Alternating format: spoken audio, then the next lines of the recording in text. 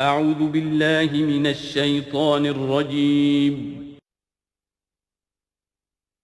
بسم اللہ الرحمن الرحیم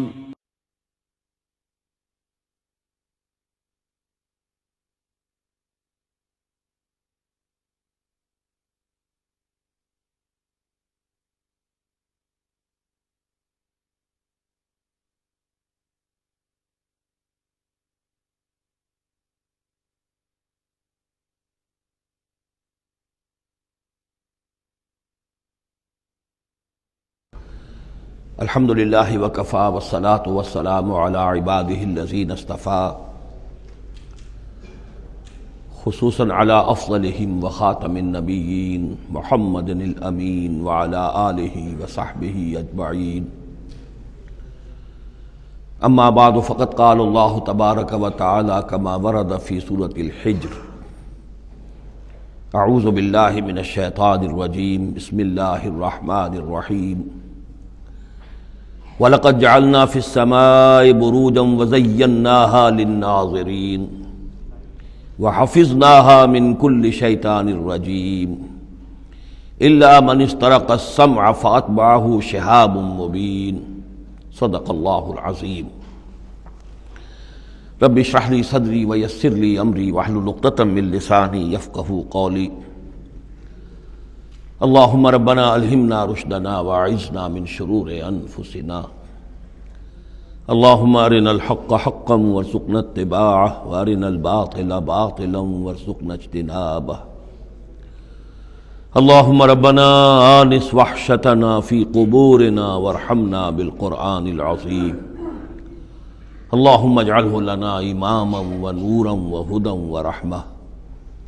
اللہم ذکرنا منہ ما نسینا وعلمنا منہ ما جہلنا وارزقنا تلاوتہ آناء اللیل وآناء النہار واجعلہ لنا حجتا یا رب العالمین آمین۔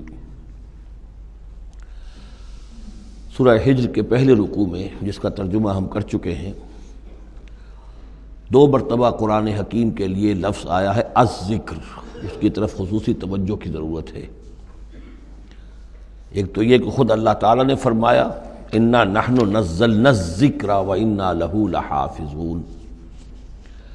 ہم نے ہی یہ ذکر، یہ قرآن نازل کیا ہے اور ہم ہی اس کے محافظ ہیں۔ اور ایک مرتبہ آیا ہے کہ جو آپ کے مخالفین تھے اور جو استہزاء کر رہے تھے، انہوں نے مذاق اڑاتے ہوئے کہا یا ایھا الذی نزل علیہ الذکر انک لمجنون، اے وہ شخص کہ جس کا گمان ہے کہ اس پر الذکر نازل ہوا ہے، ہم تو سمجھتے ہیں کہ تمہارا دماغی توازن ٹھیک نہیں رہا، یا یہ کہ تم پر کسی آسیب کا سایہ آ گیا ہے۔ یہ مجنون کی وضاحت بھی سمجھ لیجئے، مجنون جن سے بھی بنا ہے۔ جن کہتے ہیں عربی زبان میں مخفی شے کو، اس لیے جنین کہلاتا ہے وہ بچہ جو ابھی رحم مادر میں ہے، جو نظر نہیں آتا، چھپا ہوا ہے، معلوم تو ہے کہ بچہ ہے، پیٹ میں ہے، لیکن یہ کہ جنین ہے، وہ ابھی وہ چھپا ہوا ہے۔ اسی سے لفظ جنت بنا ہے۔ جنت جو ہے زمین کا وہ ٹکڑا ہے جس پر خوب درخت ہوں، پودے ہوں، گھاس ہو، تو زمین چھپی ہوئی ہو، زمین ڈھکی ہوئی ہے، زمین جو ہے نمایاں نہیں ہے۔ جنت وہ ہے۔ جن علیہ اللیل کا آیا تھا کہ جب حضرت ابراہیم کا تذکرہ تھا، جب رات نے اس پر تاریکی کا پردہ طاری کر دیا تو گویا کہ ہر شے چھپ گئی۔ تو یہ جو جن کسی پر آ جانا، جس کو ہم کہتے ہیں اس پر کو آسیب کا سایہ ہو گیا ہے، تو مجنون کے معنی یہ بھی تھے۔ اور مجنون اس کو بھی کہتے تھے کہ جس کا دماغی توازن ٹھیک نہ رہا ہو۔ اور یہ بات خاص طور پر نوٹ کرنے کی ہے کہ یہ بات اصل میں حضور کے بارے میں بالکل ابتدائی دور میں کہی گئی تھی، اور اس کے کہنے والوں میں وہ لوگ بھی تھے کہ جو معاندانہ انداز میں نہیں بلکہ ہمدردانہ انداز میں کہہ رہے تھے۔ یعنی بالکل شروع میں جب حضور نے دعویٰ کیا نبوت کا اور فرمایا کہ اس طرح میں تھا وہاں غار حرا میں، اور وہاں فرشتہ آیا ہے، جبرائیل آیا ہے،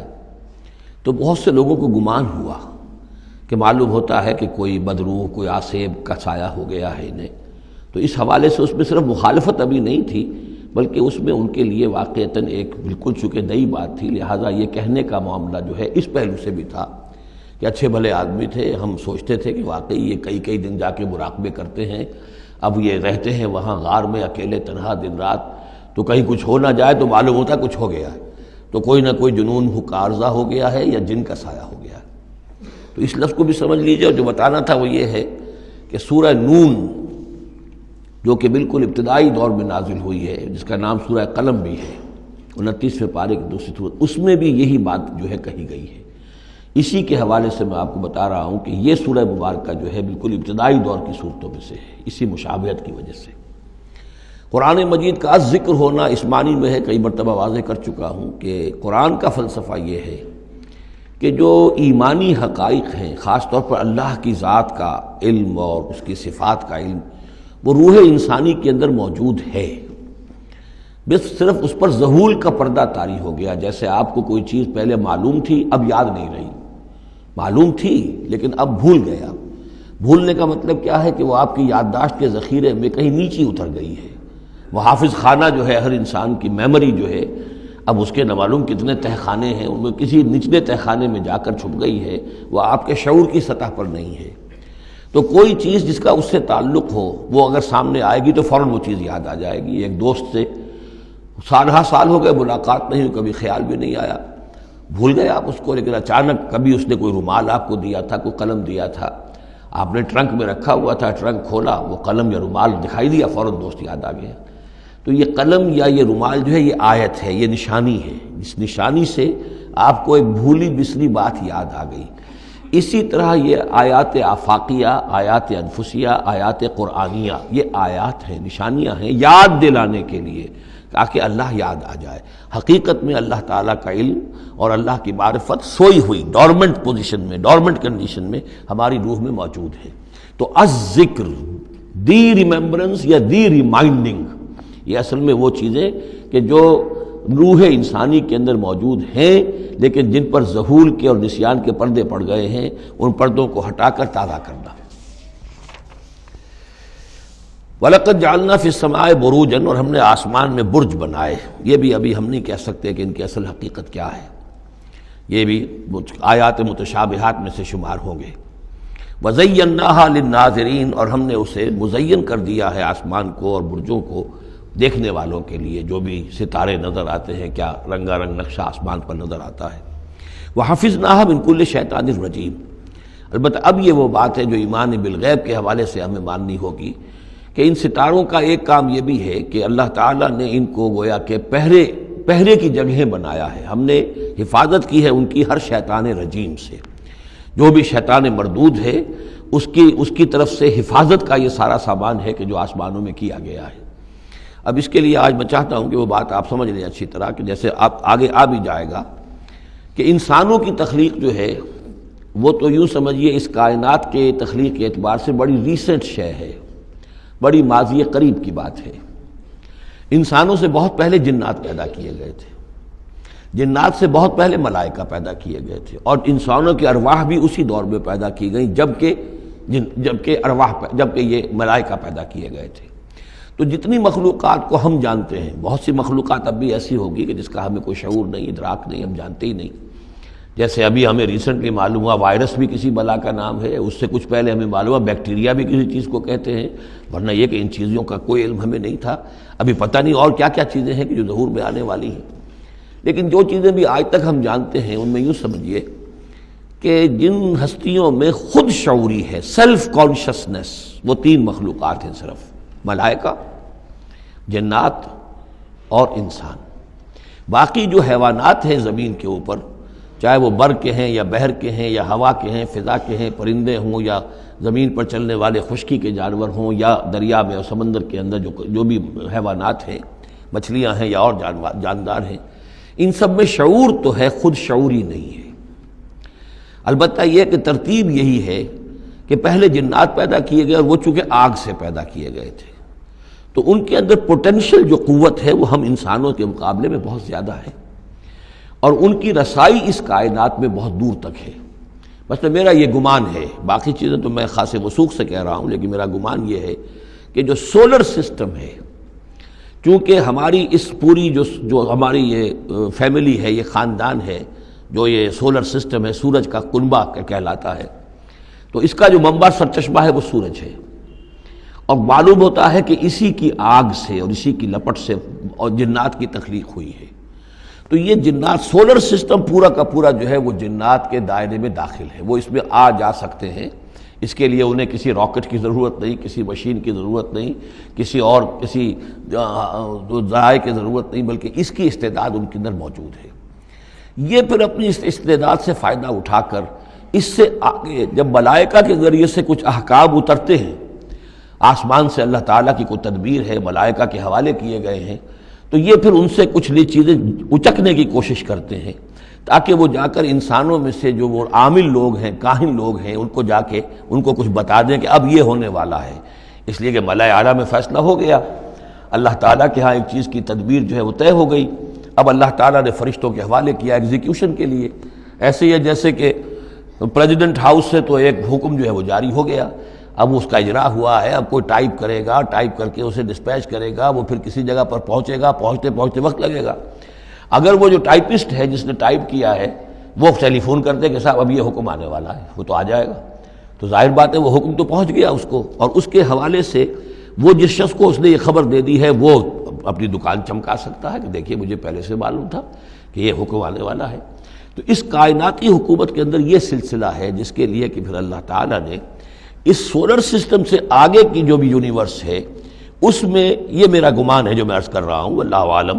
اس میں جنات کو آگے بڑھنے سے روکنے کے لیے ان ستاروں کے اندر وہ میزائلز نصب کر رکھے ہیں کہ جب بھی کوئی جنات میں سے ادھر آگے ٹریس پاس کرنے کی کوشش کرتا ہے تو اس پر وہ میزائل پھینکا جاتا ہے جس کو ہم شہاب ثاقب کہتے ہیں۔ یہ ہے پورا نظام کہ جو یہاں ہمارے سامنے آ رہا ہے۔ تو اس کی یہ حقیقت بہت حد تک تو یوں سمجھیے کہ ایمان بالغیب، کل من عند ربنا، ہمارے رب کے طرف سے ہے، ہم اس پر ایمان رکھتے ہیں۔ لیکن اب کسی نہ کسی حد تک یہ چیزیں جو ہے، جو بھی ہماری سائنٹیفک اب جو ارتقاء ہو رہا ہے، ترقی ہو رہی ہے، اس کے ساتھ کچھ نہ کسی درجے میں کورابوریشن ہو جاتی ہے۔ وَحَفِظْنَاهَا مِنْ كُلِّ شَيْطَانٍ رَجِيمٍ، اور ہم نے حفاظت کر لی ہے ان آسمانوں کی ان شیاطین سے کہ جو مردود ہیں۔ إِلَّا مَنِ اسْتَرَقَ السَّمْعَ، سوائے اس کے کہ جو کوئی چرا کے لے بھاگا، مطلب یہ کہ فرشتہ نازل ہو رہا ہے اور فرشتے کے ساتھ احکام بھی ہیں، چونکہ یہ وہ نوری ہے، یہ ناری ہے، نور اور نار کے درمیان فاصلہ بہت تھوڑا ہے، بہت قرب ہے، لہذا اس کی بدولت اسی وجہ سے یہ جن تھا جو تھا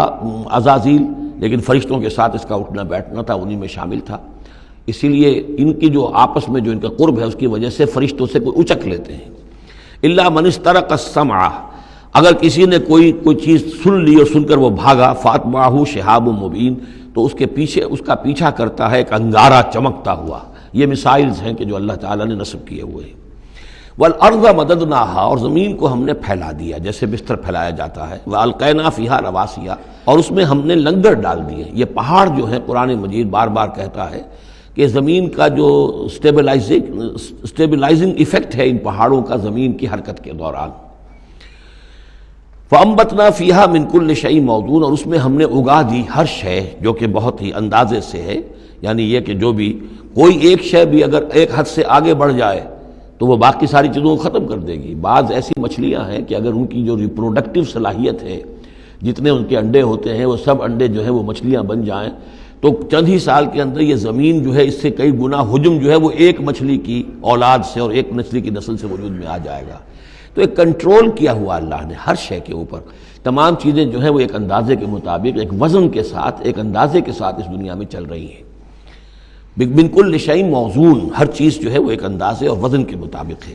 وجعلنا لکم فیہا معاش، اور ہم نے اس میں تمہارے لیے طرح طرح کے معاش کے سلسلے پیدا کر دیے۔ ومن لستم لہ برازقین، اور ہم تو ان کو بھی روزی کا سامان دیتے ہیں جن کو تم رزق نہیں دیتے۔ ایک تو یہ ہے کہ تمہارے پاس گھوڑا بندھا ہوا ہے، تمہیں فکر رہتی ہے چارہ اس کو دینا ہے، کچھ نہ کچھ دانہ ڈالنا ہے، لیکن کتنی مخلوقات ہماری ہے کہ تم نہیں ہو اس کو رزق دینے والے، ہم رزق پہنچا رہے ہیں۔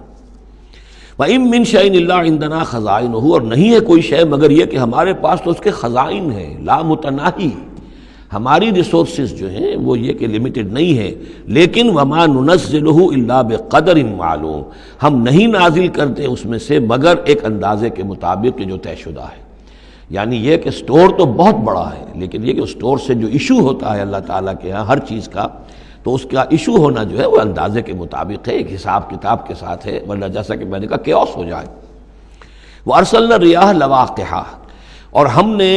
بھیج دی ہوائیں، ہم بھیج دیتے ہیں ہوائیں جو بوجھل ہوتی ہیں یا بوجھل کرنے والی ہوتی ہیں۔ لواقعہ کا مفہوم پہلے تو یہ سمجھا جاتا تھا کہ چونکہ وہ بادلوں کو لے کر آتی ہے اس اعتبار سے، لیکن اب ادھر ایک اشارہ ہو رہا ہے جدید سائنس کے حوالے سے کہ پولن گرینز جو ہیں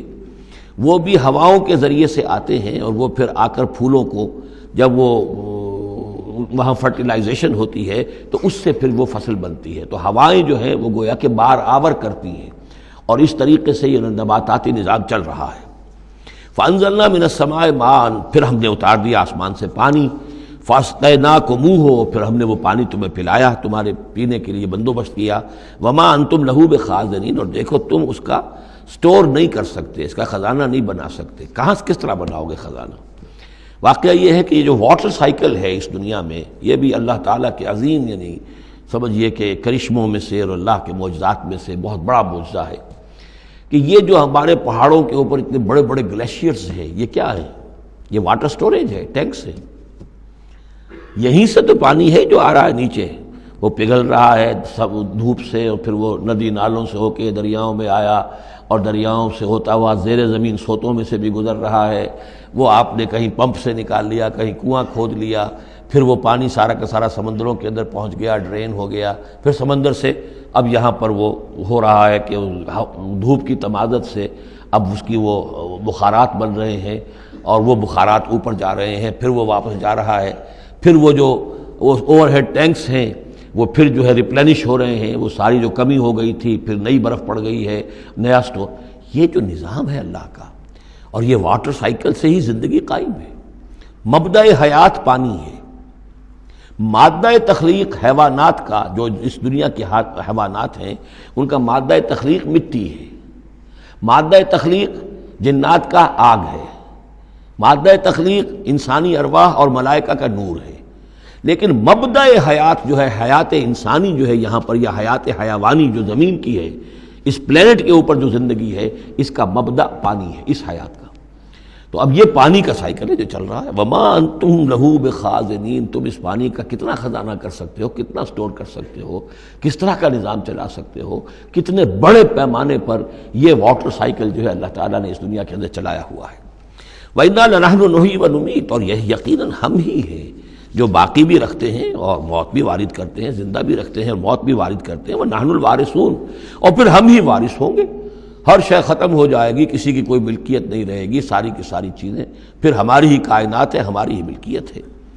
وَلَقَدْ عَلِمْنَا الْمُسْتَقْدِمِينَ مِنْكُمْ وَلَقَدْ عَلِمْنَا الْمُسْتَأْخِرِينَ، ہمارے علم میں سے ہے کون لوگ تم میں سے آگے بڑھیں گے۔ اب دیکھیے چونکہ ابتدائی زمانے کی صورت ہے یہ، اب کون لوگ ہوں گے جو آگے بڑھ کر قرآن کو سینے سے لگائیں گے، کون لوگ ہوں گے جو محمد کی دعوت پر لبیک کہیں گے،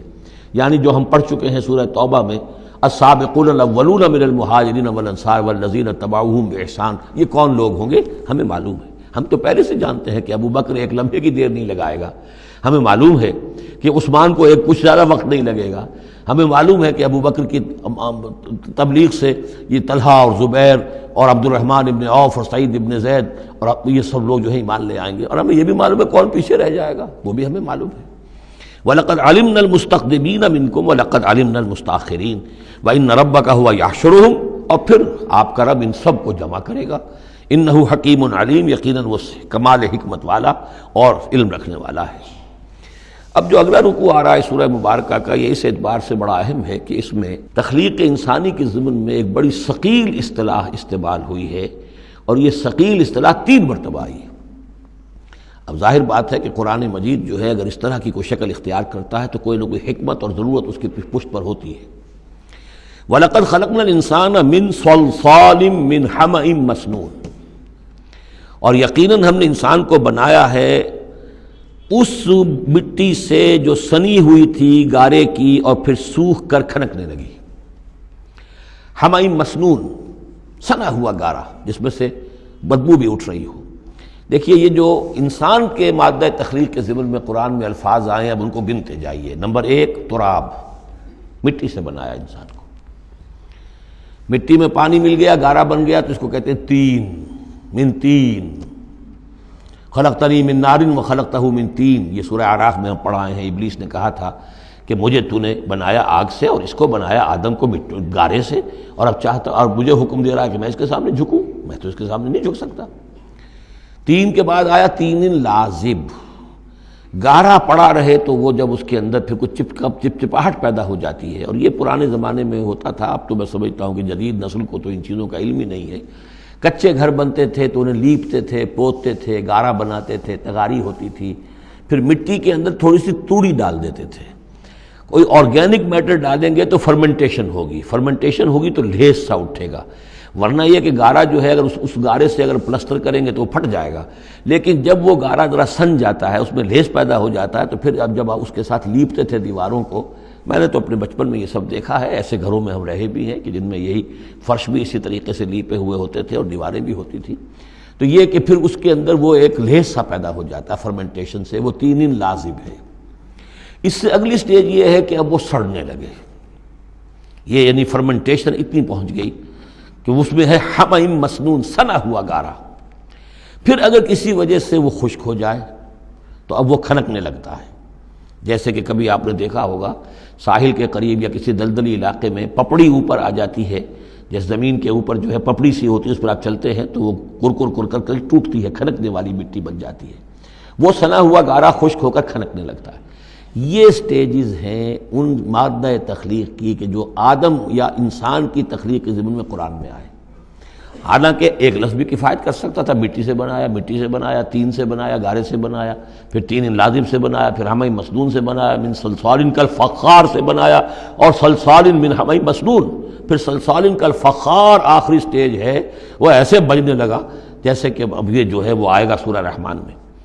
تو اس سے یقیناً کورابریشن ہو رہی ہے کہ جو بھی ایوولوشن کا جو بھی نظریہ آیا ہے، اب اس میں اس کو بھول جائیے کہ اللہ تعالیٰ نے اسپیشل کریشن انسان کی اور باقی حیوانات ہو سکتا ہے اس ایوولوشن کے ذریعے سے پیدا کیے ہوں۔ اس وقت بحث جو ہے کریشن آف مین کے بارے میں نہیں کر رہا ہوں، لیکن یہ کہ سائنس نے بھی ایک تو یہ بات بتائی کہ یہ ساری حیات حیواناتی جو بھی زمین پر ہے یہ مٹی سے بنی ہے، گویا کہ متفق گردید رائے بو علی بارائے من، قرآن اور سائنس متفق ہو گئے۔ پھر یہ کہ اس میں مٹی کے اندر گارے کی شکل بنی، پانی ملا، مبدأ حیات پانی ہے، قرآن بھی کہہ رہا ہے۔ پھر یہ کہ وہ ساحلی علاقوں پر دلدل بنی، اور دلدل کے اندر پھر وہ فرمنٹیشن وہاں ہوئی، اور اسی میں پھر جب وہ دراڑیں سی پڑ جاتی ہیں سمندر کے قریب دلدلی علاقے میں، تو وہاں سے ان کا کہنا ہے کہ حیات کا آغاز ہوا، الجی یا امیبا، حیواناتی حیات، اور یا یہ کہ نباتاتی حیات کا۔ تو یہ چیزیں جو ہیں یہ سٹیجز تقریباً اسی کے ساتھ، یہ تمام جو الفاظ جو ہیں قرآن کے جو استعمال کر رہا ہے ان کے ساتھ کسی حد تک اس کا ایک ربط اور تعلق قائم ہوتا ہے۔ اور ہم نے بنایا انسان کو اس مٹی سے جو سڑنے کے بعد، اس گارے سے کہ جو سڑنے کے بعد سنا ہوا گارا پھر وہ کھنکنے لگا تھا سوکھ کر۔ والجان خلقناہ من قبل، اور جنات کو ہم نے پیدا کیا تھا پہلے، من نار السموم، لو کی آگ سے۔ اب یہ سموم سے مراد کیا ہے؟ بعد سموم آپ نے سنا ہوگا، وہ تیز لو جو آیا کرتی تھی، صحراؤں میں آتی ہے، آگ جھلک دینے والی گرم ہوا۔ تو اصل میں ایک ہوتا ہے جیسے کہ یہ بھی ہم نے فزکس میں پڑھا تھا، جن لوگوں نے تھوڑی بہت فزکس پڑھی ہوگی FSC میں، کہ یہ جو شعلہ ہوتا ہے فلیم کا ایک حصہ وہ ہوتا ہے جو نظر آتا ہے، لیومینس، وہ نظر آتا ہے، اس کے اندر حرارت کم ہوتی ہے، اور ایک انویزیبل جو ہوتا ہے اس کے گرد حالہ جو نظر نہیں آتا، اس میں ہوتی ہے تیزی شدید جو ہوتی ہے، سب سے زیادہ ٹیمپریچر جو ہوتا ہے وہ اس میں ہوتا ہے کہ جو اس کا حصہ نظر نہیں آتا۔ اس حصے سے، آگ کی اس لو سے، اس لو کی لپٹ سے یا لو کی لپٹ سے جو بھی اسے کہیں، اس سے ہم نے جنات کو پیدا کیا۔ لیکن یہ سمجھ لیجئے کہ اس سے جنات پیدا کیے گئے لیکن وہ آگ نہیں ہے۔ ہم مٹی سے پیدا کیے گئے لیکن مٹی نہیں ہے۔ اب ایک یہ کہ قلب ماہیت ہو چکی ہے، ہمارا جو یہ پروٹوپلازم ہے، جو ہمارے ٹیشوز ہیں، باڈی ٹیشوز، وہ مٹی تو نہیں ہے، اگرچہ سورس مٹی ہے، بنے مٹی سے ہیں، لیکن اب مٹی نہیں ہے۔ دوبارہ اگرچہ پھر یہ گل سڑ کر مٹی ہو جائیں گے، اس وقت مٹی نہیں ہے۔ اسی طریقے سے جنات آگ سے بنائے گئے لیکن آگ نہیں ہے، ہاں ان کا مادہ تخلیق آگ ہے۔ اور دوسرا یہ معلوم ہو گیا کہ وہ انسانوں کی تخلیق سے بہت پہلے پیدا کیے گئے۔ وَإِذْ قَالَ رَبُّكَ لِلْمَلَائِكَةِ إِنِّي خَالِقٌ بَشَرًا مِّن صَلْصَالٍ مِّنْ حَمَإٍ مَّسْنُونٍ، اور یاد کرو جب کہ کہا تھا آپ کے رب نے فرشتوں سے کہ میں بنانے والا ہوں ایک بشر اس کھنکناتے ہوئے سنے ہوئے گارے سے۔ پھر وہی الفاظ من صلصال من حمأ مسنون، ثقیل لفظ ہے، ثقیل اصطلاح ہے۔ اور یہاں خاص طور پر نوٹ کیجئے کہ لفظ آدم نہیں آیا، بشر بنانے لگا ہوں۔ کہیں بھی قرآن مجید میں جہاں یہ تخلیق کے ابتدائی مراحل بیان ہوتے لفظ آدم کہیں نہیں ملے گا آپ کو، سوائے وہ ایک آیت میں نوٹ کرا چکا ہوں سورہ آل عمران کی، کہ عیسیٰ کی مثال بھی اللہ کے نزدیک آدم کی سی ہے، خلقہ من تراب ثم قال له کن فیکون، وہ ایک مثال موجود ہے، لیکن باقی کہیں آپ کو بشر انسان، جب میں بنانے والا ہوں ایک انسان اس مٹی سے سنے ہوئے گارے کی جو سوکھ کر کھنکھنانے لگی ہے، فَإِذَا سَوَّيْتُهُ، جب میں اس کا تسویہ کر لوں۔ تخلیق کے بعد تسویہ ہوتا ہے، جیسے کسی شے کا ایک ہیولہ بن گیا پھر اس کی نوک پلک سنواری جاتی ہے، مین سٹرکچر جو ہے کسی بلڈنگ کا کھڑا ہو گیا، اب اس کا آرکیٹیکچرل ٹچز ہیں، اس کے اوپر ڈیکوریشن ہے، اس پہ پینٹنگ ہے، یہ تسویہ ہے۔ فَإِذَا سَوَّيْتُهُ، پھر جب میں اسے پوری طرح نک سک سے درست کر دوں، صحیح بنا دوں، پورا کر لوں، وَنَفَخْتُ فِيهِ مِن رُوحِي، اور پھونک دوں میں اس میں اپنی روح میں سے، کہ روحی ضمیر متکلم کا صیغہ ہے سیدھا سیدھا، فَقَعُوا لَهُ سَاجِدِينَ، تو گر پڑنا اس کے سامنے سجدے میں، فَسَجَدَ الْمَلَائِكَةُ كُلُّهُمْ أَجْمَعُونَ۔ اب یہ تیسری مرتبہ پڑھ رہے ہیں ہم قرآن حکیم میں یہ قصہ آدم و ابلیس، تو کیا سجدہ سب فرشتوں نے، کل کے کل نے، سب نے مل کر، دیکھیے یہ جو ہے تاکید کی انتہا ہے، فرشتوں میں سے کوئی بھی مستثنیٰ نہیں رہا، نہ جبرائیل، نہ میکائیل، نہ اسرافیل، الا ابلیس، سوائے ابلیس کے، اور اس میں پھر گمان ہوتا ہے کہ شاید یہ بھی فرشتہ تھا، فرشتہ نہیں تھا، اس کی وجہ سورہ کہف میں مل جائے گی۔ ابا ان یکون مع الساجدین، اس نے انکار کیا سجدہ کرنے والوں کے ساتھ ہونے سے۔ قال یا ابلیس ما لک الا تکون مع الساجدین، اللہ نے فرمایا ابلیس کیا ہوا تجھے، کیا سبب ہے، تو کیوں نہیں ہوا سجدہ کرنے والوں کے ساتھ؟ قال لم اکن لاسجد لبشر خلقتہ من صلصال من حمأ مسنون، اس نے کہا میرے لیے یہ روا نہیں ہے، میرے لیے ممکن نہیں ہے کہ میں سجدہ کروں اس بشر کو جس کو تو نے پیدا کیا ہے سنے ہوئے گارے سے، جبکہ وہ کھنکھنانے لگا ہوا۔ قال فاخرج منها فانک رجیم، اللہ نے فرمایا تو نکل جاؤ یہاں سے، اس میں سے نکل جاؤ، اس لیے کہ اب تم مردود ہو گئے ہو۔ وان علیک اللعنۃ الی یوم الدین، اور اب تم پر لعنت رہے گی یوم الدین تک، جزا و سزا کے دن تک، یوم بعث بعد الموت تک۔ قال رب فانظرنی الی یوم یبعثون، تو اس نے درخواست کی کہ پروردگار پھر مجھے ذرا مہلت دے دے، ڈھیل دے دے اس دن تک کے لیے جس دن کے یہ دوبارہ اٹھائے جائیں گے۔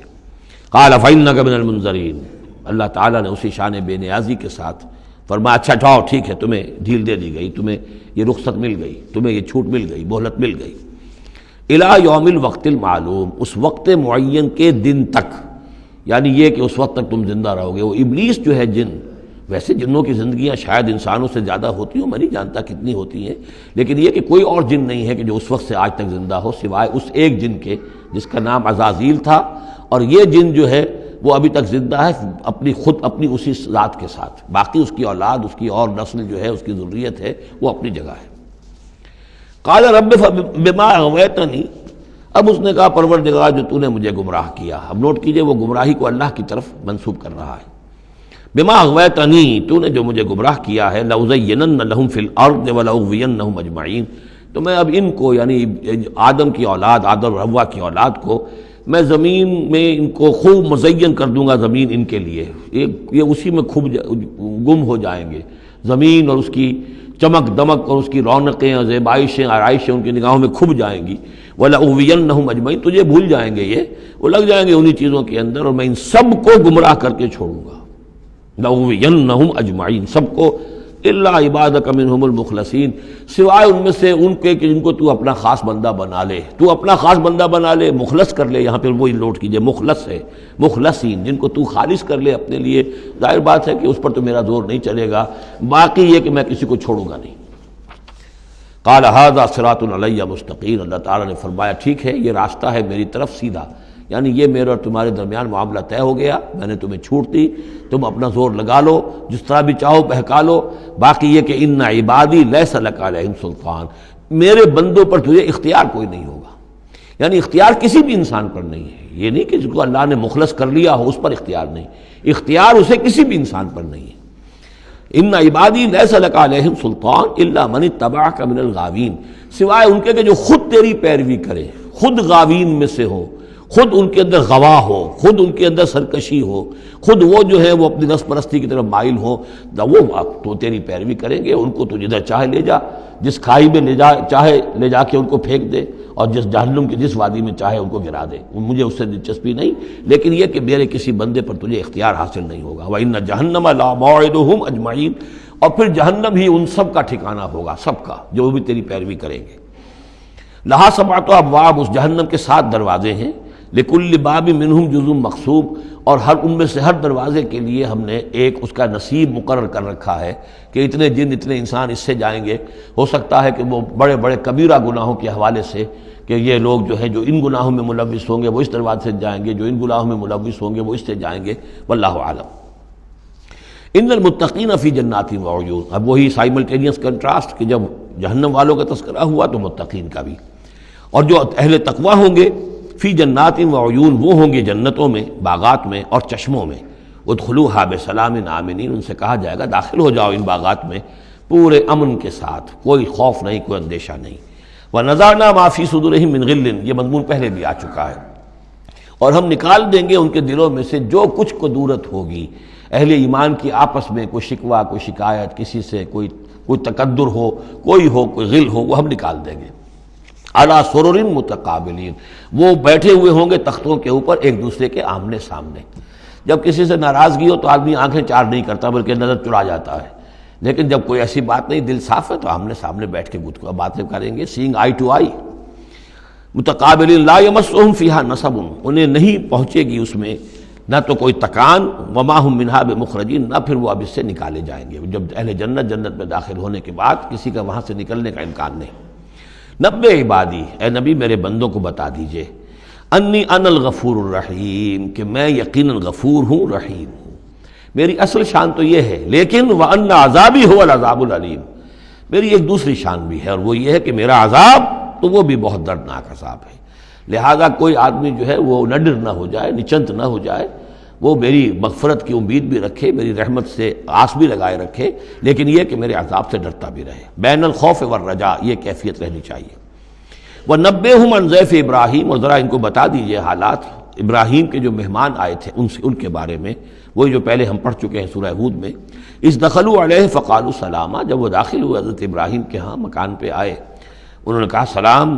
قَالَ إِنَّا مِنْكُمْ وَجِلُونَ، تو حضرت ابراہیم نے کہا کہ ہمیں تو تم سے کچھ خوف آ رہا ہے، آپ لوگ کون ہیں، ذرا اپنی آئیڈینٹی بتائیے۔ قَالُوا لَا تَوْجَلْ إِنَّا نُبَشِّرُكَ بِغُلَامٍ عَلِيمٍ، انہوں نے کہا کہ نہیں ڈریے نہیں، ہم تو آپ کو ایک بڑے صاحب علم بیٹے کی بشارت دینے آئے ہیں۔ قَالَ بَشَّرْتُمُونِي عَلَىٰ أَن مَّسَّنِيَ الْكِبَرُ فَبِمَ تُبَشِّرُونَ، تو حضرت ابراہیم نے فرمایا کہ یہ کیا بشارت آپ مجھے دے رہے ہیں، اس کے باوجود، علی یہاں علی الرغم کے معنی میں، اس کے باوجود کہ مجھ پر بڑھاپا طاری ہو چکا ہے، تو ذرا سوچ سمجھ کے بشارت دیجیے، کوئی غلطی تو نہیں لگی ہے آپ کو۔ قالوا بشرناک بالحق، ان کا نہیں، ہم نے بشارت آپ کو دی ہے حق کے ساتھ، قطعی اور حقیقی بات ہے، شدنی امر ہے، یہ ہو کر رہنے والا ہے۔ فلا تکن من القانتین، تو اے ابراہیم آپ تو پھر نا امید لوگوں میں سے تو نہ ہو جائیے، مایوس نہ ہو جائیے۔ قال ومن یقنط من رحمت ربہ الا الضالون، تو حضرت ابراہیم نے کہا کہ ہاں یہ بات تو آپ صحیح کہہ رہے ہیں، اللہ تعالیٰ کی رحمت سے مایوس تو صرف وہی ہو سکتے ہیں جو گمراہ ہوں۔ اللہ کی قدرت، اللہ کی رحمت، عین بڑھاپے میں اللہ مجھے اولاد دے دے، 87 برس کی عمر میں بیٹا دے دے، جیسے اس نے حضرت یحییٰ کی والدہ کو، جو کہ بالکل بانجھ رہی ساری عمر، اور حضرت زکریا جو ہیں بہت بوڑھے ہو چکے تھے، اسی طریقے سے معاملہ یہاں بھی ہوا ہے۔ قال فما خطبکم ایھا المرسلون، اب انہوں نے پوچھا کہ اے فرشتادو، اے جو بھیجے گئے ہو، ایلچی ہو، تمہارا کیا معاملہ ہے، یعنی کس قدر جا رہے ہو، کیا قصد ہے، کیا ارادہ ہے۔ قالوا انا ارسلنا الی قوم مجرمین، ان کا کہ ہمیں بھیجا گیا ہے ایک مجرم قوم کی طرف، الا آل لوط، سوائے آل لوط، لوط کے گھر والوں کو، اس کے گھر والوں کو تو ہم بچا لیں گے، انا لمنجوہم اجمعین، ان سب کو ہم بچا لیں گے، نجات دیں گے، الا امرأتہ، اس میں بھی ایک استثناء ہے، سوائے اس کی بیوی کے، قدرنا انہا لمن الغابرین، ہم نے یہ اندازہ کر لیا ہے، یہ اندازہ ہے کہ وہ جو ہے پیچھے رہنے والوں میں سے ہوگی۔ فلما جاء آل لوط المرسلون، تو جب یہ لوط کے گھر پہنچے یہ فرشتادے بھیجے ہوئے اللہ کی طرف سے ایلچی جو آئے تھے، قال انکم قوم منکرون، وہی بات حضرت لوط نے فرمائی کہ آپ لوگ کچھ اجنبی سے لوگ ہیں، میں آپ کو جانتا نہیں، آپ کون لوگ ہیں، کہاں سے تشریف لائے ہیں۔ قالوا بل جئناک بما كانوا فیہ یمترون، ان کا نہیں، بلکہ ہم تو وہ شے لے کر آئے ہیں آپ کے پاس جس کے بارے میں یہاں کے رہنے والوں کو شک تھا۔ آپ جب کہتے تھے کہ اگر تم باز نہیں آؤ گے، ان خبیث فعل کو نہیں ترک کرو گے، شرک سے باز نہیں آؤ گے تو تم پر اللہ کا عذاب آئے گا، یہ اس میں شک کرتے تھے، مذاق اڑاتے تھے۔ اب وہ شے ہم لے کر آئے ہیں، وَأَتَيْنَاكَ بِالْحَقِّ وَإِنَّا لَصَادِقُونَ، اب ہم اللہ تعالیٰ کے آخری فیصلے کے ساتھ، قطعی اور شدنی فیصلے کے ساتھ آئے ہیں اور ہم سچے ہیں، جو بات ہم کہہ رہے ہیں وہ درست ہے۔ فَأَسْرِ بِأَهْلِكَ بِقِطْعٍ مِّنَ اللَّيْلِ، تو آپ اپنے گھر والوں کو لے کر نکل جائیے رات کے ایک حصے میں، کہ ابھی رات باقی ہو، صبح ہونے سے پہلے پہلے نکل جائیے، وَاتَّبِعْ أَدْبَارَهُمْ، اور آپ بھی ان کے پیچھے پیچھے جائیے، وَلَا يَلْتَفِتْ مِنْكُمْ أَحَدٌ، اور کوئی آپ میں سے پیچھے مڑ کر اب دیکھے نہیں، یعنی کوئی دوستی، کوئی یاد آ رہی ہو، کوئی تعلقات اب جو ہے وہ ستا رہے ہوں دل کو۔ وَامْضُوا حَيْثَ تُؤْمَرُونَ، اور اب چلے جائیے وہاں جہاں آپ کو حکم ہوا ہے۔ وَقَضَيْنَا إِلَيْهِ، اور یہ بات ہم نے اس کو بتا دی، یہ فیصلہ ہم نے کنوے کر دیا اسے، ذالک الامر، یہ فیصلہ، ان دابر ہؤلاء مقطوع مصبحین، کہ ان لوگوں کی جڑ صبح ہوتے ہی کاٹ دی جائے گی، یعنی یہ کہ اس پوری قوم کو تہس نہس کر دیا جائے گا، دونوں شہر جو ہیں نسیہ منسیہ کر دیے جائیں گے، یہاں کوئی ایک متنفس بھی نہیں بچے گا۔ وجاء اہل المدینہ یستبشرون، اور اب آئے لوگ، وہ دوڑے ہوئے بدماش لوگ جو ہیں وہ خوشیاں مناتے ہوئے آئے کہ بڑے خوبصورت لڑکے جو ہیں آج مہمان ہو کر آئے ہیں لوط کے ہاں، تو ہمارے لیے بڑا اچھا موقع ہے۔ قال ان هؤلاء ضیفی فلا تفضحون، حضرت لوط نے ان سے کہا یہ دیکھو میرے مہمان ہیں، مجھے رسوا نہ کرو، واتقوا اللہ ولا تخزون، اللہ کا تقوی اختیار کرو اور میری بے آبروئی مت کرو۔ قالوا اولم ننهک عن العالمین، انہوں نے کہا کہ دیکھو لوط، ہم نے تمہیں تمام جہانوں والوں سے روکا ہوا نہیں ہے کہ تم ٹھیکہ مت لو کسی کا، ہم جس کے ساتھ جو چاہیں کریں، تم کون ہوتے بیچ میں آنے والے، تم کو ٹھیکیدار بن گئے ہو پوری دنیا کے۔ اولم ننہک، کیا ہم نے منع کیا تمہیں، نہیں کیا تمہیں کہ تمام جہان والوں کی حمایت میں نہ کھڑے ہو جایا کرو۔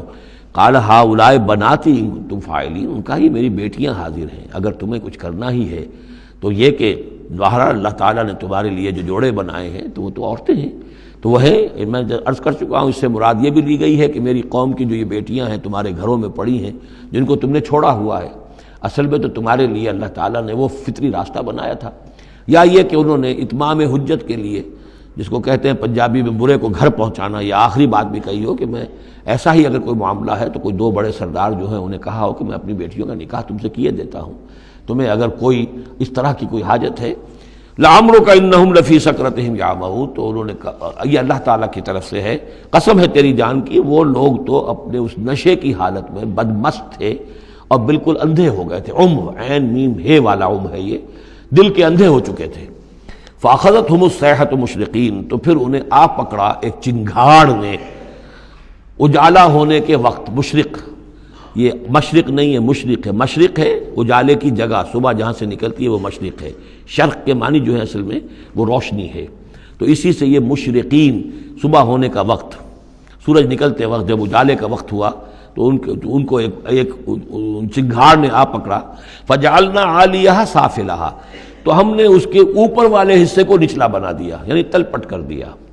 وہ گری، پوری بستی جو ہے وہ اٹھا کر پٹک دی گئی کہ چھتیں نیچے اور اس کی جو بنیادیں تھیں وہ اوپر۔ وَأَمْطَرْنَا عَلَيْهِمْ حِجَارَةً مِّن سِجِّيلٍ، اور پھر ہم نے ان پر بارش برسائی، سجیل، مٹی کے کنکروں کی بارش۔ ان فی ذلک لآیات للمتوسمین، یقیناً اس میں نشانیاں ہیں ان لوگوں کے لیے جو حق کے متلاشی ہوتے ہیں۔ یہ جو اسم کا لفظ ہے، الف سین میم، اور الف جو ہے اس میں در حقیقت جو اصل اس کا حروف اصلیہ میں سے نہیں ہے، سین میم ہے اصل، یہ ہوتے علامت، اسم کے معنی بھی علامت ہے، یہ میرا نام ہے، یہ آپ کا نام ہے، یہ علامت ہے کہ جس سے میرے نام سے آپ پہچانتے ہیں۔ تو جو لوگ علامتوں سے متوسم، باب تفاعل بن جائے گا، جو علامتوں سے حقیقت کو پہچاننا چاہیں، جو آیات آفاقیہ، آیات تاریخیہ، آیات انفسیہ، آیات قرآنیہ سے حقیقت کو جاننا چاہیں، ان فی ذلک لآیات للمتوسمین وَإِنَّهَا لَبِسَبِيلٍ مُقِيمٍ، اور وہ جو بستیاں تھیں وہ سیدھی راہ پر واقع ہوئی تھیں، یعنی یہ سیدھا راستہ تھا جو یمن سے جاتا تھا فلسطین تک، میڈیٹرینین کے ساحل تک، اور یہ سیدھا راستہ تھا کیروان روٹ، مشرق و مغرب کے درمیان یہی لنک تھا، سویز کینال تھی نہیں، اور ابھی یہ راستہ جو تھا round the Cape of Good Hope, یہ تو کہیں جا کر 1498 میں واسکو ڈی گاما نے تلاش کیا ہے، تو یہ راستہ معلوم ہی نہیں تھا، سویز کینال تھی نہیں، تو ساری جو مشرق اور مغرب کی ٹریڈ ہوتی تھی وہ یہ تھی کہ ہندوستان اور چین اور یہ جاوا، ملایا وغیرہ جو ہے، یہ ہند چینی کے جتنے یہ سب سامان آتا تھا یمن کے ساحل پر، یورپ کے سارے ممالک کا سامان آ جاتا تھا شام کے ساحل پر، فلسطین کے ساحل پر۔ اب ان دو کے درمیان یہ قافلے چلتے تھے، یہ کیروانز تھے کہ جو یہاں سے لے کر سامان ادھر، ادھر کا سامان ادھر۔ تو یہ راستہ ہے امام مقیم، سبیل المقیم اس کو کہا گیا، سیدھا راستہ، سیدھی شاہراہ۔ اسی پر یہ اصحاب ہجر کے بھی مسکن تھے، اسی پر پھر یہ اصحاب مدین کے بھی تھے، اور یہ بستیاں بھی اسی راستے پر واقع ہوئی تھیں۔ ان فی ذلک لآیۃ للمؤمنین، یقیناً اس میں نشانی ہے اہل ایمان کے لیے۔ وان کان اصحاب الایکۃ لظالمین، اسی طریقے سے جو بن والے تھے، مدین والے، وہ بھی بہت ظالم تھے۔ یہ ایکا کا لفظ بھی ان کے لیے آیا ہے، یہ مدین والے۔ فانتقمنا منہ، یہاں پہ صرف تذکرہ ہو رہا ہے، یہاں تذکرہ آپ نے دیکھا کہ صرف حضرت لوط علیہ السلام کا ہوا ہے اس انباء الرسل کے انداز میں، باقی حضرت ابراہیم کا تذکرہ ہو گیا ہے، وہ وہی ہے قصص النبیین کے انداز میں۔ باقی یہاں پر جو تذکرے ہو رہے ہیں یہ بھی صرف ذکر ہے، یہ انباء الرسل کا ذکر ہے، کہ جیسے حضرت شعیب، لیکن شعیب کا نام نہیں یہاں آیا، بلکہ یہ کہ صرف یہ کہ مدین والے۔ فانتقمنا منہم، ان سے بھی ہم نے انتقام لیا۔ وَإِنَّهُمَا لَبِإِمَامٍ مُّبِينٍ، اور یقیناً وہ بھی، یہ دونوں جو بستیاں ہیں کھلے راستے پر واقع ہوئی ہیں، وہی راستہ جو میں نے ابھی آپ کو بتایا ہے۔ وَلَقَدْ كَذَّبَ أَصْحَابُ الْحِجْرِ الْمُرْسَلِينَ، اصحاب الحجر یہ قوم سمود کا دوسرا نام ہے، وہ علاقہ جو ہے جہاں یہ قوم سمود آباد تھی اس کو علاقے کو حجر بھی کہتے ہیں، جیسے کہ وہ علاقہ جہاں قوم عاد آباد تھی اسے احقاف کہتے ہیں، اس علاقے کا نام احقاف تھا، قوم کا نام عاد تھا، جو رسول بھیجے گئے وہ ہود تھے۔ اس علاقے کا نام حجر ہے، قوم کا نام سمود ہے، جو رسول بھیجے گئے وہ حضرت صالح تھے علیہ الصلاۃ والسلام۔ وَلَقَدْ كَذَّبَ أَصْحَابُ الْحِجْرِ الْمُرْسَلِينَ، اسی طرح ہجر والوں لوگوں نے بھی، اس علاقے کے لوگوں نے بھی جھٹلایا بھیجے ہوں کو، رسولوں کو۔ ان میں سے بہت سے نبی ہوں گے، پھر بعد میں اللہ نے آخری جو ہے حضرت صالح علیہ السلام کو بھیجا رسول کی حیثیت سے۔ وَآتَيْنَاهُمْ آیاتنا، انہیں ہم نے اپنی آیات دیں، ان کو تو خاص طور پر جو ہے وہ اتنی حصی نشانی دکھائی گئی، ایک وہ جو اونٹنی کا معاملہ، حضرت صالح کی اونٹنی کا معجزہ۔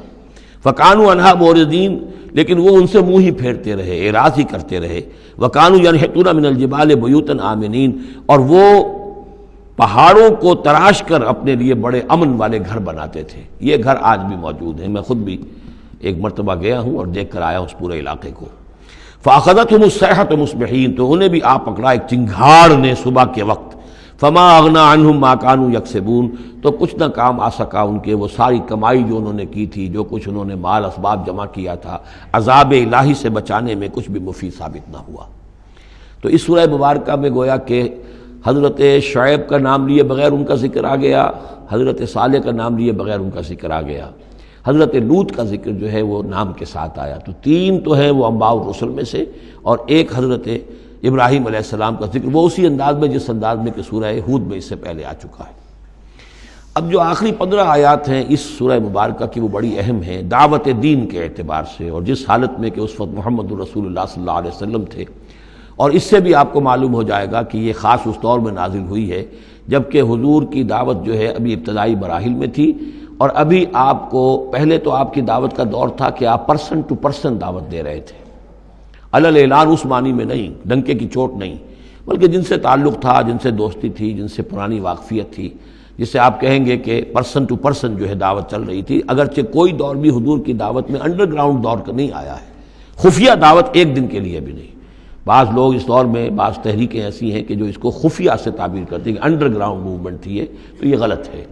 انڈر گراؤنڈ دعوت کا حضور کی دعوت میں سیرت میں ایک دن بھی نہیں ہے۔ البتہ یہ ضرور ہے کہ جیسے ایک نیچرل ایک تدریج ہوتی ہے، اس کے اندر ایک ترقی ہوتی ہے کسی معاملے کے اندر، پہلے آپ نے ذاتی جن سے تعلقات تھے، حضرت ابوبکر بہت پرانے دوست تھے، ان سے سب سے پہلے ان سے بات کی ہے، گھر میں حضرت خدیجہ جو آپ کی اہلیہ تھی ان سے بات کی، حضرت علی ہیں جو چچا زاد بھائی ہیں بلکہ زیر تربیت ہیں، زیر کفالت ہیں، ان سے بات کی ہے، اپنا جو غلام تھا جسے آزاد کر کے منہ بولا بیٹا بنایا ہوا ہے اس سے بات کی، اس طریقے سے پرسن ٹو پرسن۔ لیکن پھر یہ کہ تقریباً 3 سال کے بعد پھر آپ کو حکم ہوا کہ اب آپ ڈنکے کی چوٹ علل اعلان دعوت سن، وہ آیت اس صورت مبارک میں آ رہی ہے۔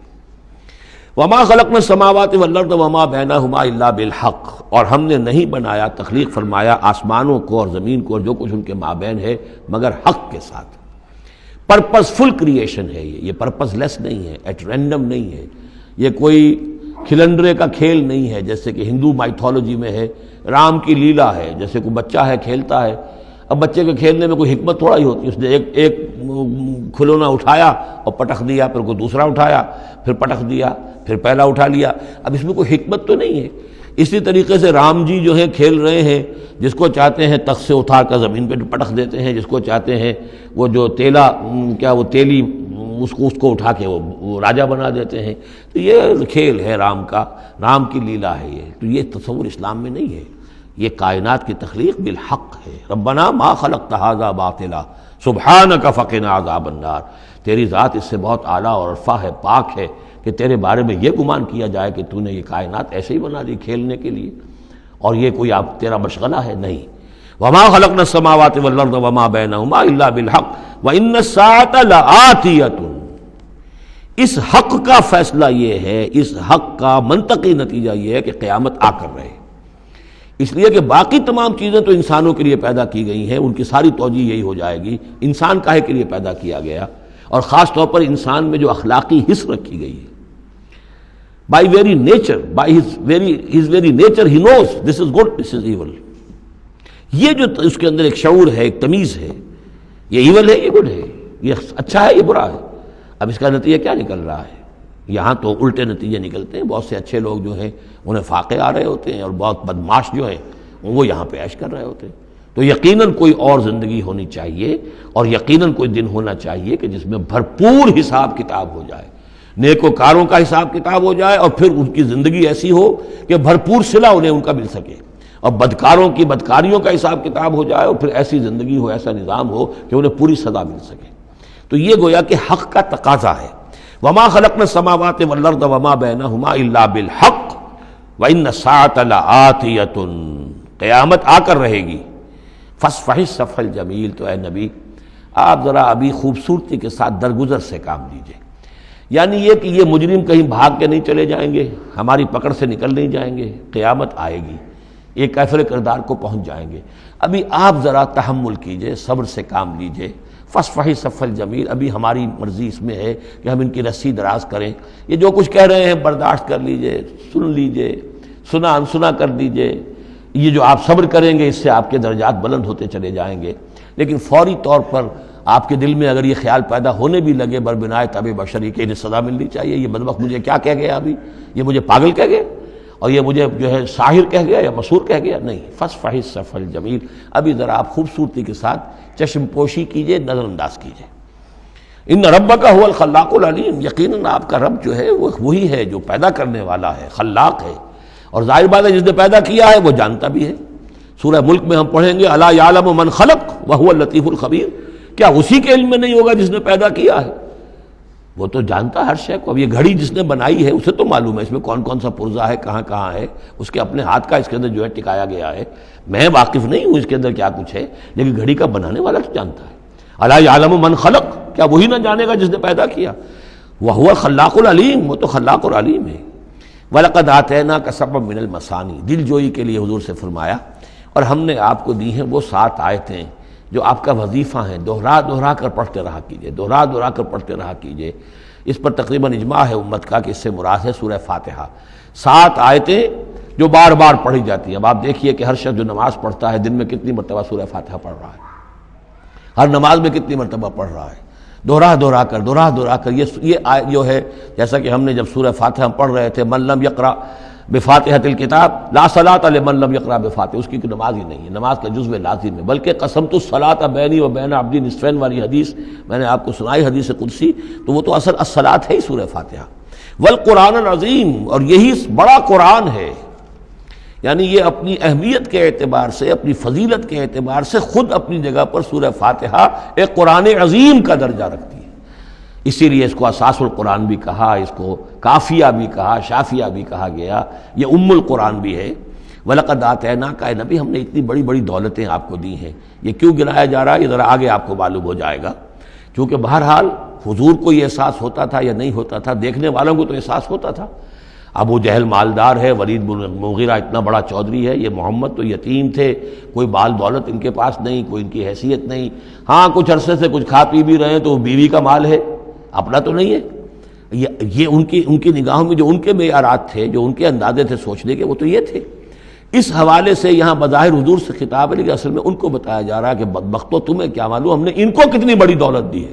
وَلَقَدْ آتَيْنَاكَ سَبْعًا مِنَ الْمَثَانِي وَالْقُرْآنِ الْعَظِيمِ،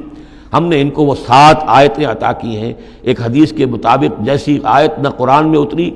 کوئی اور اس کے مثل، اور نہ تورات میں نہ انجیل میں۔ یہ سورہ فاتحہ ہے، وَلَقَدْ آتَيْنَاكَ سَبْعًا مِنَ الْمَثَانِي وَالْقُرْآنِ الْعَظِيمِ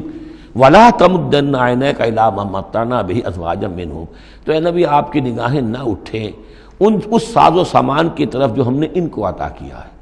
ابو جہل کو اگر دے رکھا ہے، ولید بن مغیرہ کو دے رکھا ہے، اور بڑے سرداروں کو دے رکھا ہے، ان کی جائیدادیں ہیں، ولید بن مغیرہ کے باغات طائف میں بھی ہیں، اس کی جائیداد طائف میں بھی ہے، مکے میں بھی ہے، آپ کی نگاہ ادھر اٹھے ہی نہ۔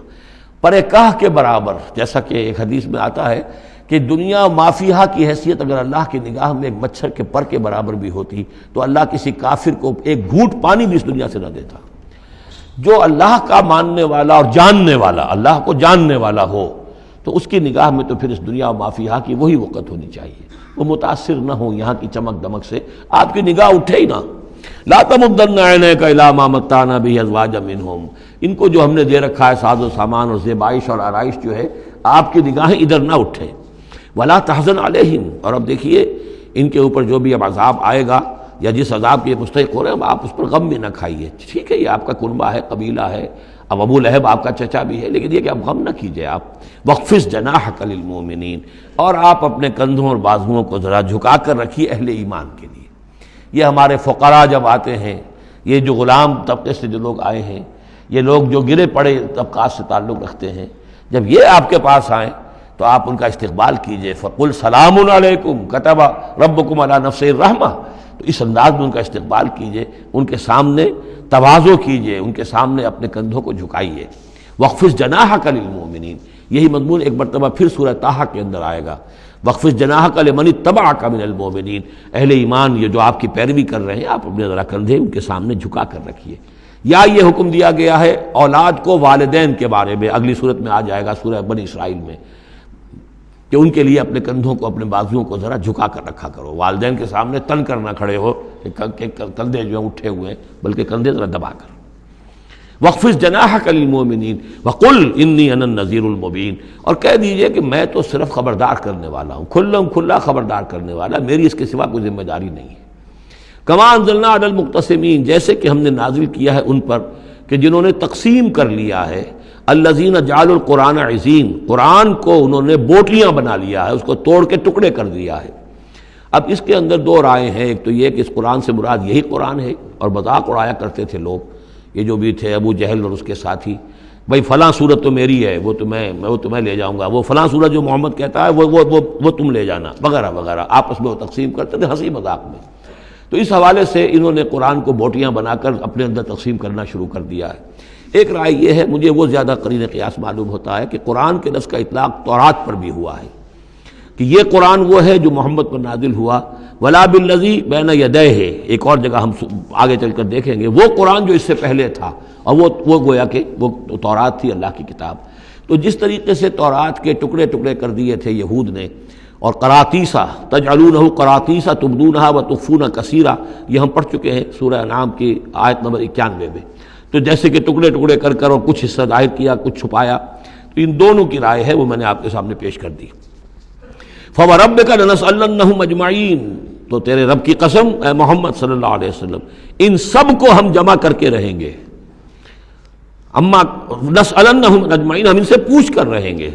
یہ لفظ وہی آ گیا ہے، فَلَنَسْأَلَنَّ الَّذِينَ أُرْسِلَ إِلَيْهِمْ وَلَنَسْأَلَنَّ الْمُرْسَلِينَ، یہ جو سورہ اعراف کی آیت نمبر 6 تھی، ہم لازماً پوچھ کر رہیں گے ان سے بھی جن کی طرف رسولوں کو بھیجا گیا، اور ان سے بھی کہ جن کو رسول بنا کر بھیجا گیا۔ فَوَرَبِّكَ لَنَسْأَلَنَّهُمْ أَجْمَعِينَ، تو آپ کے رب کی قسم ہم ان سب سے پوچھ لیں گے، حساب کتاب لے لیں گے، یہ تھوڑے سے وقت کی بات ہے، آپ ذرا صبر کیجئے۔ اما كانوا يعملون، جو کچھ کہ یہ کر رہے تھے، فاصدع بما تؤمر، یہ ہے وہ آیت۔ اب ڈنکے کی چوٹ علی الاعلان کہیے جس چیز کا آپ کو حکم ہوا ہے۔ یہ جب حکم آیا حضور کو تو پھر آپ کوہ صفا پر کھڑے ہوئے، اور پھر آپ نے وہاں، اگرچہ ظاہر بات ہے کہ اس کا کوئی امکان نہیں تھا کہ آپ ننگے ہو جاتے، لیکن جو وہاں کا رواج تھا وہ یہ تھا کہ اگر کسی شخص کے پاس کوئی ایسی خبر آتی تھی کہ فلاں قبیلے کے لوگ جو ہیں آج رات ہمارے اوپر حملہ کریں گے، شب خون ماریں گے۔ اب کیسے لوگوں کو بتائیں؟ کوئی کمیونیکیشن ماس میڈیا تو ہے نہیں، کیسے خبر دیں، کیا کریں؟ تو وہ یہ کرتا تھا کہ وہ شخص کپڑے اتار کے مادر ذات برہنہ ہو کر کسی اونچی جگہ کھڑا ہو جاتا تھا تاکہ ہر طرف سے لوگ دیکھ لیں کہ ایک ننگا آدمی کھڑا ہے۔ نذیر عریان کہتے تھے اسے، ننگا خبردار کرنے والا۔ اب جہاں تک اس کی آواز جا رہی ہے آواز لگاتا تھا وا صباحا، ہائے وہ صبح جو آنا چاہتی ہے، آیا چاہتی ہے۔ اس لیے کہ صبح کے وقت ہوتے تھے حملے، یہ جس کو آج کل آپ کہتے ہیں small hours of the morning, وہ بہت غفلت کا وقت ہوتا ہے آدمی کا، صبح رات کے 2-3 بجے جو ہے ٹھنڈی ٹھنڈی نیند آئی ہوتی ہے، اس وقت وہ آتے تھے، حملہ کرتے تھے، لوٹ مار کرتے تھے، قتل کرتے تھے اور بھاگ جاتے تھے۔ تو وا صباح، ہائے وہ صبح جو آیا چاہتی ہے۔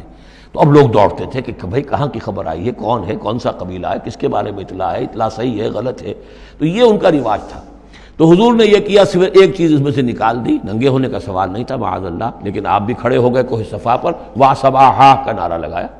اب لوگ آئے، دوڑے، کوئی خبر دی ہے، محمد دینا چاہتے ہیں، کوئی بات ہے، بڑی اہم کوئی بات ہے۔ وہاں آپ نے پھر اپنی دعوت پیش کی۔ تو اسی مجمع میں پھر ابو لہب نے کہا تھا تبا لک لہذا جمعتنا، تمہارے لیے ہلاکت ہو، ہمیں اس کام کے لیے جمع کیا تھا، ہم اپنے بڑے بڑے اہم کاموں میں لگے ہوئے تھے۔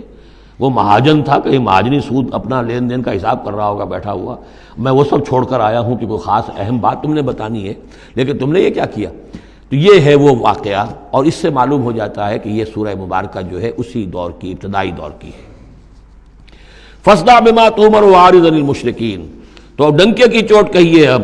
جو کہ آپ کو حکم دیا گیا ہے، اور ان مشرکوں سے اعراض کیجئے، پرواہ نہ کیجئے ان کی۔ انا کفیناک المستہزئین، یہ جو استہزاء کرنے والے ہیں، تمسخر اڑانے والے ہیں، ہم آپ کی طرف سے ان کے لیے کافی ہوئے رہیں گے، ان کی کوئی مخالفت آپ کا کچھ بال بیکا نہیں کر سکے گی۔ الذین یجعلون مع اللہ الہا آخر، جو اللہ کے ساتھ ساتھ اور بھی الہ گھڑے بیٹھے ہوئے ہیں، فسوف یعلمون، تو ان قریب انہیں معلوم ہو جائے گا کہ اصل حقیقت کیا ہے اور وہ کس طرح کی گمراہیوں میں پڑے ہوئے تھے۔ اب وہ آیت آ گئی جس کا کئی مرتبہ میں حوالہ دے چکا ہوں، اور سورہ انعام میں خاص طور پر وَلَقَدْ نَعْلَمُ، اے نبی ہمیں خوب معلوم ہے، اَنَّكَ يَضِيقُ صَدْرُكَ بِمَا يَقُولُونَ، کہ جو کچھ یہ لوگ کہہ رہے ہیں اس سے آپ کا سینہ بھجتا ہے۔ کسی نے پاگل کہہ دیا، کسی نے مجنون کہہ دیا، آصیب کا سایہ آ گیا، کوئی ہمدردی کے انداز میں آ کے کہتا ہے۔ عتبہ ابن ربیعہ ایک دفعہ آیا، کیونکہ وہ بزرگ تھا، خاندان کا معمر آدمی تھا، بھتیجے میرے بڑے تعلقات ہیں عاملوں سے بھی، کاہنوں سے بھی، واقعی اگر کوئی تم پر کوئی سایہ ہو گیا ہے، کوئی بری روح کوئی آ گئی ہے تو مجھے بتا دو، میں بلا کے لے آؤں گا، علاج کرا دوں گا تمہارا۔ اب کوئی کچھ کہہ رہا ہے، کوئی کچھ کہہ رہا ہے، کسی نے کہا شاعر ہے، کسی نے کہا کہ ایک انہوں نے غلام پکڑ کے رکھا ہوا ہے، عجمی غلام، اسے کمرے میں بند کیا ہوا اپنے گھر کے اندر، اور وہ عالم ہے بہت بڑا جو پورے پچھلی کتابوں کا جاننے والا، اس سے ڈکٹیشن لیتے ہیں اور پھر آ کر ہم پر دھونس جماتے ہیں کہ یہ اب وحی آئی ہے۔ تو یہ ساری باتیں سنتے تھے حضور صلی اللہ علیہ وسلم، تو آپ کو تکلیف پہنچتی تھی، کوفت ہوتی تھی۔ وَلَقَدْ نَعْلَمُ، اے نبی یہ نہ سمجھیے کہ ہمیں اندازہ نہیں ہے کہ آپ کو کوفت ہو رہی ہے، آپ کو تکلیف ہو رہی ہے، آپ کا سینہ بھینچتا ہے۔ وَلَقَدْ نَعْلَمُ أَنَّكَ يَضِيقُ صَدْرُكَ بِمَا يَقُولُونَ، کہ جو کچھ یہ لوگ کہہ رہے ہیں اس سے آپ کا سینہ بھینچتا ہے۔ فَسَبِّحْ بِحَمْدِ رَبِّكَ، بس اپنے رب کے حمد میں اور تسبیح میں لگے رہیے، تسبیح کیجئے اپنے رب کی حمد کے ساتھ، اسی سے آپ کے دل کو سکون ہوگا، اطمینان ہوگا، اسی سے یہ کہ آپ کے لیے استقامت اور صبر کے راستے جو ہیں وہ کھلتے چلے جائیں گے۔ وَقُم مِّنَ السَّاجِدِينَ، اور سجدہ کرنے والوں میں ہو جائیے، آپ سجدہ کیجئے، تسبیح کیجئے، حمد کیجئے، اپنے رب کے ساتھ تعلق مع اللہ ہے کہ جو ان تمام سختیوں کو آپ کے لیے آسان کر دے گا۔ جتنا اللہ سے اپنے اس قلبی اور ذہنی رشتے کو مضبوط سے مضبوط تر بنائیں گے، اتنی ہی یہ تمام چیزیں جو ہیں آپ پر ہلکی ہوتی چلی جائیں گی۔ وَاعْبُدْ رَبَّكَ حَتَّىٰ يَأْتِيَكَ الْيَقِينُ، اور اپنے رب کی بندگی میں، پرستش میں لگے رہیے یہاں تک کہ وہ یقینی بات آ جائے۔ اور وہ یقینی بات کیا ہے؟ جو یقینی شے ہے، شدنی ہے، موت، یعنی یہ کہ تا دم آخر دم فارغ مباش، اندری رہ میں تراش و میں خراش، آخری وقت تک اس بندگی میں اپنے لگے رہیے، جو بھی آخری موت جب تک آ جائے، یا موت سے مراد یہ بھی ہو سکتا ہے یقین سے، یقینی بات اللہ کی مدد آ جائے، اللہ کی طرف سے غلبہ حاصل ہو جائے اور اللہ تعالیٰ کی نصرت آ جائے، اللہ کا فیصلہ آ جائے، لیکن عام طور پر گمان یہی ہے کہ اس سے مراد موت ہے۔ وَاعْبُدْ رَبَّكَ حَتَّىٰ يَأْتِيَكَ الْيَقِينُ، اور اپنے رب کی بندگی اور پرستش میں لگے رہیے یہاں تک کہ وہ یقینی شے وقوع پذیر ہو جائے۔ بارک اللہ لی ولکم فی القرآن العظیم ونفعنی وإیاکم بالآیات والذکر الحکیم۔